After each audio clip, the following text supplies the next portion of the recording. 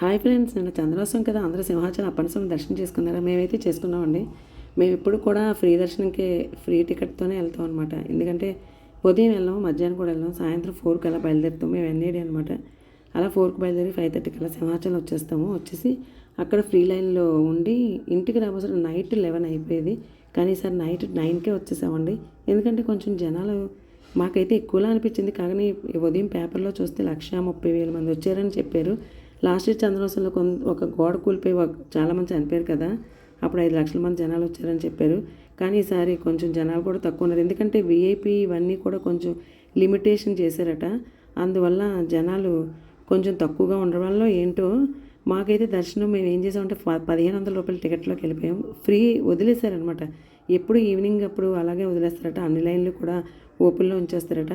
ఇలా ఫ్రీ లైన్కి వెళ్తారు చూసారా, వాళ్ళందరికీ కన్వీనియంట్గా ఉంది. మాకైతే 2 అవర్స్లో జర్నీ, 2 అవర్స్లో దర్శనం అయిపోయినది. జర్నీ కదా, దర్శనం అయిపోయింది. చూడండి సింహాచలం ఆ లైటింగ్లో ఎంత బాగా ఉందో. అప్పన్న స్వామిని సూపర్ దర్శనం చేసుకున్నాం. 2 అవర్స్లో అయిపోయింది.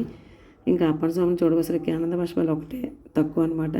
సింహాచలం అప్పన్న స్వామికి జై. మేమేమో గోవిందనామాలు చదువుకుంటూ లైన్లో ఉండి అలా వెళ్ళిపోయి చక్కగా వచ్చేసాము.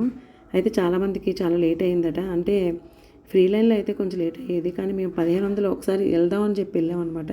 బాగా జరిగింది. కూటమి ప్రభుత్వం వారికి నిజంగా గ్రేట్ అండి. చాలా బాగా సదుపాయాలు చేశారు. మెడికల్, అలాగే ఎక్కడికెక్కడ వాటర్ సదుపాయం చేయడం ఏంటి, అంతా బాగుంది. ఎప్పుడు ప్రసాదం పంచేవారు కాదు, ఈ ఏరియా మాత్రం లడ్డు ప్రసాదం పంచారండి. ఆ లడ్డు కూడా తిరుపతి లడ్డులా ఉంది. చాలా బాగుంది. కూటమి ప్రభుత్వంకి జై. చంద్రబాబు నాయుడు గారి బర్త్డే కదా అసలు. జై అండి చంద్రబాబు నాయుడు గారు. అప్పన్న స్వామికి జై. అప్పన్న స్వామికి ఇలా అయిపోయింది చంద్రోత్సవం అప్పన్న స్వామి దర్శనం.